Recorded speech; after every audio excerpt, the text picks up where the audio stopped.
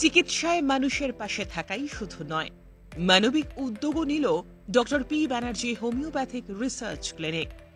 রবিবার doctor P Banerjee homoeopathic research ক্লিনিকের উদ্যোগে বিশেষ চাহিদা সম্পন্ন শিশুদের নিয়ে আয়োজিত হল বিশেষ অনুষ্ঠান।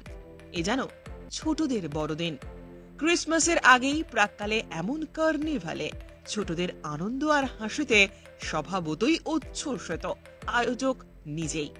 তিনি জানান, সাধারণ আমরা বড্ড বেশি অ্যালোপ্যাথিকের উপরে নির্ভরশীল হয়ে পড়ি। এই ওষুধ অনেকাংশে ক্ষতি করে রোগীদের, কিন্তু হোমিওপ্যাথি খুব সহজে কোনো রকম পার্শ্ব প্রতিক্রিয়া ছাড়াই অতি দ্রুত সুস্থ করে তোলে রোগীদের। তার উদাহরণ doctor P Banerjee homoeopathic research clinic. তারা চান দ্রুত রোগীদের সুস্থ করে তাদের মুখে হাসি ফোটাতে। এ নিয়ে দ্বিতীয়বার আয়োজন হলো এই অনুষ্ঠানের।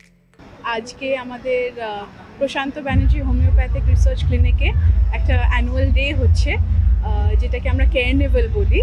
Special children, specially able children বাচ্চাদেরকে নিয়ে আমরা একটা দিন করি, যেখানে ওরা আসে, মজা করে,